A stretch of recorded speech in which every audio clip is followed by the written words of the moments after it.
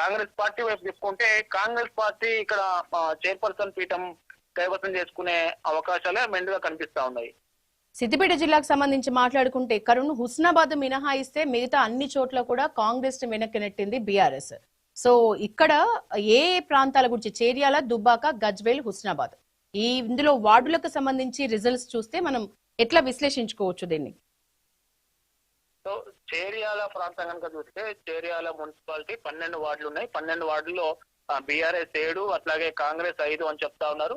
అయితే బీఆర్ఎస్ ఆధిక్యాన్ని కాంగ్రెస్ ఇక్కడ ఒప్పుకుంటున్న పరిస్థితి లేదు. కొంత సందిగ్ధత అయితే కొనసాగుతా ఉన్నది. ఇక్కడ మెజారిటీ స్పష్టమైన మెజారిటీ వచ్చినప్పటికీ మరి ఈ చేర్యాల ప్రాంతం జనగామ నియోజకవర్గంలో ఒక మున్సిపాలిటీ. ఈ జనగామ నియోజకవర్గం ఎమ్మెల్యేగా మనకు పల్లా రాజేశ్వరరెడ్డి గారు ఉన్నారు. పల్లా రాజేశ్వరరెడ్డి ఆయనే వ్యూహంతో ముందుకెళ్తే చేర్యాల పీఠం ఖచ్చితంగా ఇక్కడ దక్కించుకునే అవకాశం ఉంటుంది బీఆర్ఎస్. సో దుబ్బాక విషయానికి వస్తే దుబ్బాకలో కాంగ్రెస్ పార్టీ ఏమాత్రం ప్రభావం చూపలేకపోయింది. ఇక్కడ ఈ ఇన్ఛార్జ్ గా తుమ్కుంట నర్సారెడ్డి ఉన్నారు. మనకి గజ్వేల్ ఇన్ఛార్జ్ ఎవరైతే ఉన్నారో ఆ దుబ్బాక ఆయన వాళ్ళ నేతృత్వంలోనే తొలిరోట ఈ దుబ్బాకకు సంబంధించి కూడా కాంగ్రెస్ పార్టీ ఎట్లాంటి ప్రభావం చూపలేకపోయింది. బీఆర్ఎస్ నుంచి ఎమ్మెల్యేగా ఉన్నటువంటి కొత్త ప్రభాకర్ రెడ్డి తన వ్యూహానికి పదును పెట్టి మరింతగా దూసుకెళ్లిన పరిస్థితి కనిపిస్తా ఉంది. ఇక్కడ స్పష్టమైన ఆధిక్యత మనకు కనిపిస్తా ఉంది. కాబట్టి దుబ్బాకలో బీఆర్ఎస్ చైర్పర్సన్ పీఠం కైవసం చేసుకోవడం అసలు నల్లేరు మీద నడికే అని చెప్పవచ్చు. బీజేపీ కూడా ఎంపీ రఘునందన్ రావు, మెదక్ ఎంపీ రఘునందన్ రావు నేతృత్వం వహిస్తున్నటువంటి ప్రాంతం కాబట్టి ఇది బీజేపీ 2 కౌన్సిలర్ స్థానాల్లో కైవసం చేసుకున్నది. గజ్వేల్ లో కూడా బీఆర్ఎస్ తన ప్రభావాన్ని నిలదొక్కుకోగలిగింది. ఎందుకంటే గతంలో కేసీఆర్ ప్రాతినిధ్యం వహిస్తున్నటువంటి ప్రాంతం అది. ప్రస్తుతం కూడా గజ్వేల్ ఎమ్మెల్యేగా కేసీఆర్ ఉన్నారు కాబట్టి ఇక్కడ 8 స్థానాల్లో బీఆర్ఎస్ విజయం సాధించింది. ఇంకా ఒక 6 వార్డుల ఫలితాలు వచ్చే అవకాశం ఉంది, బయటకు వచ్చే అవకాశం ఉంది. 6 వార్డుల ఫలితాలు కూడా ఈ బీఆర్ఎస్ అనుకూలంగా వచ్చే అవకాశం మనకు స్పష్టంగా అనిపిస్తుంది. ఎందుకు అంటే గజ్వేల్ లో జరిగినటువంటి అభివృద్ధి ఈ మన ఏ పట్టణంలో జరగలేదు. అట్లాంటి అభివృద్ధిని కేసీఆర్ హయాంలో నిర్వహించడం జరిగింది. అట్లా ఔటర్ రింగ్ రోడ్ కావచ్చు, ఇంటిగ్రేటెడ్ మార్కెట్ కావచ్చు, ఇంటిగ్రేటెడ్ స్కూల్స్ హబ్ కావచ్చు, రోడ్లు కావచ్చు, డ్రైనేజ్ కావచ్చు, ఇట్లాంటి అన్ని అంశాలకు 1000 కోట్ల నిధులు వెచ్చించి గజ్వేల్ లో అభివృద్ధి పనులు చేపట్టారు గతంలో కేసీఆర్. కాబట్టి ఆ ఎఫెక్ట్ ముఖ్యంగా గజ్వేల్ టౌన్ కు సంబంధించి ఆ ఎఫెక్ట్ ఖచ్చితంగా మనకు ఈ ఫలితాల్లో రిఫ్లెక్ట్ అవుతున్న పరిస్థితి కనిపిస్తా ఉంది. ఓవరాల్ గా కాంగ్రెస్ చెప్పుకోవాల్సిన విషయం ఏంటంటే బీజేపీ కూడా గజ్వేల్ లో ఇక్కడ ఖాతా తెరిచింది. గతంలో బీజేపీ ఇక్కడ ఖాతా తెరిచిన సందర్భాలు చాలా తక్కువ. ఇప్పుడు బీజేపీ కూడా గజ్వేల్ లో ఖాతా తెరవడం ఒక శుభ పరిణామంగా చెప్పవచ్చు. కరుణ్, అంటే బీజేపీ ఏ స్థాయిలో అయితే ప్రచారం చేసిందో, అంటే జాతీయ అధ్యక్షుడు నితిన్ నబీన్ ని రప్పించి మరీ ప్రచారం నిర్వహించిన ఆ బెనిఫిట్స్ అనేవి దక్కినాయి అనుకోవచ్చా? ఇప్పుడు ఈ ట్రెండ్స్ అన్ని చూస్తే కూడా బీజేపీకి సంబంధించి లేదనే చెప్పాలి. పూర్తి స్థాయిలో అట్లాంటి వాతావరణం అయితే లేదు. ఎందుకంటే మనం అసెంబ్లీ ఎన్నికల తర్వాత పార్లమెంట్ లో బీజేపీకి అనూహ్యంగా ఓటు బ్యాంకు బాగా పెరిగింది. పార్లమెంట్ లో పెరిగినంత ఓటు బ్యాంకు మళ్ళా ఆ తర్వాత జరిగినటువంటి గ్రామ పంచాయతీ ఎన్నికల్లో ఆ ఓటు బ్యాంకు రిఫ్లెక్ట్ కాలేదు. ఎక్కడ గ్రామ పంచాయతీలో స్పష్టంగా అటు బీఆర్ఎస్ వర్సెస్ కాంగ్రెస్ గానే నడిచాయి. ఇప్పుడు మున్సిపల్ ఎన్నికలు కూడా పట్టణ ఓటర్లు కొంత బీజేపీకి ఫేవర్ గా ఉంటారనే టాక్ ఉన్నప్పటికీ ఆ స్థాయిలో మాత్రం ఎక్కడ మనకు రిఫ్లెక్ట్ అవుతున్న సందర్భాలు లేవు. ఎందుకు అంటున్నానంటే ఇప్పుడు మనకు 2582 వార్డుల్లో 2361 వార్డుల ఫలితాలు బయటకు వస్తే బీజేపీ గెలుచుకున్న వార్డుల సంఖ్య ఎంత అంటే 233 కాంగ్రెస్ గెలిచిన దాంట్లో 233 ఎంత అంటే చాలా తక్కువ. కాబట్టి బీజేపీకి ఆశించినంత స్థాయిలో మనకు ఆ ఫలితాలు రాలేదని చెప్పొచ్చు. ఇంకొంత ఇప్పుడు ఈ ఫలితాల నుంచి బీజేపీ కొంత ఏదైనా వ్యూహాన్ని మార్చుకొని ముందుకెళ్తే కనుక మనం చెప్పలేము. ఇప్పుడు కాంగ్రెస్ గెలిచిన సీట్లలో బీజేపీ గెలుచుకున్న వార్డుల సంఖ్య ఎంత అంటే కేవలం 18% మాత్రమే. 1236 వార్డులు కాంగ్రెస్ గెలిస్తే అందులో 233 మాత్రమే బీజేపీ కైవసం చేసుకోగలిగింది. అంటే 18% మాత్రమే.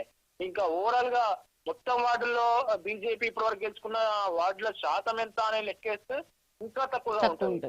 ఒక ఉదాహరణకు 233 వార్డులు, మొత్తం వార్డులు 2582 వార్డులతో గనక మనం కంపేర్ చేసుకుంటే చాలా తక్కువ, అంటే 9% మాత్రమే, అంటే 10% మాత్రమే 10% మాత్రమే వార్డులు బీజేపీ కైవసం చేసుకోవడం అనేది చాలా తక్కువ అంశం. ఎందుకంటే 8 మంది ఎంపీలు 8 మంది ఎమ్మెల్యేలు ఉన్నటువంటి బీజేపీకి ఈ మున్సిపల్ ఓట్లలో దక్కినటువంటి మున్సిపాలిటీలో, ముఖ్యంగా మున్సిపాలిటీ అనేది మున్సిపాలిటీలో 7 కార్పొరేషన్ లో ఇటు కరీంనగర్, నిజామాబాద్ 2 కార్పొరేషన్లు గెలిస్తే బెటర్.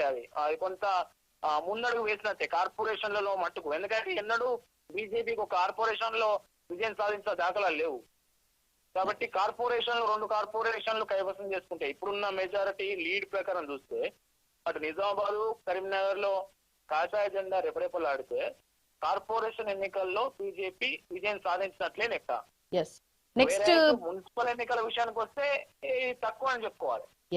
నెక్స్ట్ ప్రధాన ప్రతిపక్షం తన పాత్ర కంప్లీట్ గా సక్సెస్ఫుల్ గా నిర్వహించింది అని అనుకోవచ్చా? ఈ ట్రెండ్స్ ని బట్టి బీఆర్ఎస్ విజయం సాధించిన ప్లేస్ ని కంపేర్ చేసి మనం మాట్లాడుకుంటే బీఆర్ఎస్ ఆశించిన స్థాయిలో ముందంజలో ఉన్నట్లేనా?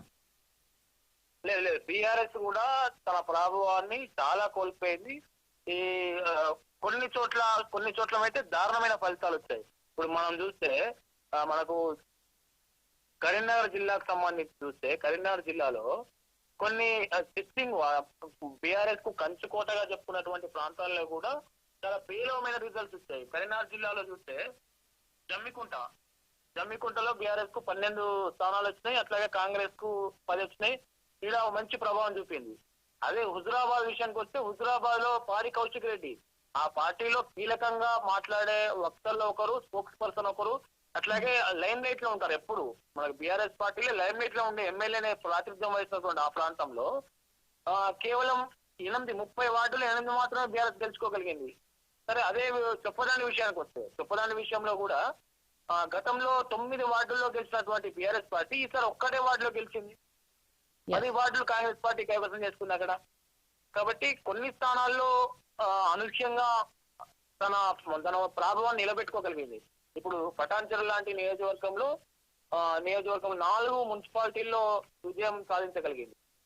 4 మున్సిపాలిటీలు కైవసం చేసుకోగలిగింది. మెదక్లో కొంత ప్రభావం నేర్చుకోగలిగింది. కరీంనగర్ లో పేలవ ప్రదర్శన, అట్లాగే ఉమ్మడి నల్గొండ జిల్లాకు సంబంధించి కంప్లీట్ గా ఫెయిల్, మొత్తం కాంగ్రెస్ హవా. ఖమ్మం జిల్లాలో కూడా కాంగ్రెస్ హవా. ఇటు మహబూబ్ నగర్ జిల్లాలో కూడా 1-2 చోట్ల తప్పితే కాంగ్రెస్ హవానే కనిపిస్తుంది మనకు స్పష్టంగా.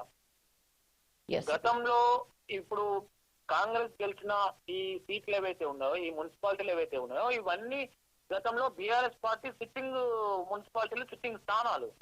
కాబట్టి బీఆర్ఎస్ కూడా కోల్పోయింది ఎక్కువ తప్పితే దాని ప్రభావాన్ని దాటి ముందుకొచ్చింది అయితే తక్కువ అని చెప్పుకోవచ్చు. అంటే బీఆర్ఎస్ సిట్టింగ్ స్థానాన్ని కూడా కాంగ్రెస్ తన ఖాతాలో వేసుకున్న ఈ పరిస్థితుల్లో కాంగ్రెస్ తన మార్క్ విజయం అందుకున్నట్లేనా ఇప్పటి వరకు వచ్చిన ట్రెండ్స్ ని బట్టి చూస్తే? మనం కాంగ్రెస్ అందుకుందని చెప్పాలి. మొదటి నుంచి మనకి ఎగ్జిట్ పోల్స్ ఏమైతే చెప్పినాయో, ఎగ్జిట్ పోల్స్ చెప్పినట్టుగానే కాంగ్రెస్ పార్టీ 60% నుంచి 70% మున్సిపాలిటీలు కైవసం చేసుకుంటదనే విషయం ఏదైతే మనకి ఎగ్జిట్ పోల్స్ వస్తాయో సేమ్ యాజ్ టీజ్ గా అదే ట్రెండ్ ఇక్కడ రిఫ్లెక్ట్ అవుతుంది. అప్పుడు లోకల్ బాడీ ఎన్నికల్లో, మనకు సర్పంచ్ ఎన్నికల్లో కూడా 63 నుంచి 70% వరకు స్థానాలు వాళ్ళు కైవసం చేసుకోగలిగారు. ఇది పార్టీ గుర్తుల మీద జరిగినటువంటి ఎన్నికలు అయినప్పటికీ కాంగ్రెస్ పార్టీ 60 నుంచి 70% మున్సిపాలిటీని కైవసం చేసుకుంటది అనేది మనకు ఇది కాంగ్రెస్ పార్టీకి కొంత అనుకూల విషయమే. అయినప్పటికీ అధికార పార్టీ ఏ పార్టీ ఉంటే ఈ మినిమం 60 నుంచి 70% రావాలన్నది మనకి ఎప్పటి నుంచో వస్తున్నది. ఎందుకంటే లోకల్ బాడీలు కంప్లీట్ గా అధికార పార్టీ వైపే ఉంటాయి. ఎందుకుంటాయంటే అధికార పార్టీ ఉంటేనే ఎమ్మెల్యే పార్టీ వైపు మున్సిపాలిటీ లేకుంటే కార్పొరేషన్ ఉంటే వాళ్ళకి ఎక్కువ అభివృద్ధి జరుగుతుందని అక్కడ ఉన్న జనాలు బలంగా విశ్వసిస్తారు. కాబట్టి సర్పంచులు ఎన్నికల్లో అయినా మున్సిపల్ ఎన్నికల్లో అయినా మనకు అట్లాంటి అధికార పార్టీ కాబట్టి గెలిచిన తప్పితే కాంగ్రెస్ కు కొత్తగా మనకు వచ్చిందైతే మనకి ఏం లేదని చెప్పవచ్చు. Yes Karun, exactly. Thank you Karun for your updates. Next మనం ఇప్పటివరకు స్వతంత్ర అభ్యర్థుల పోటీకి సంబంధించి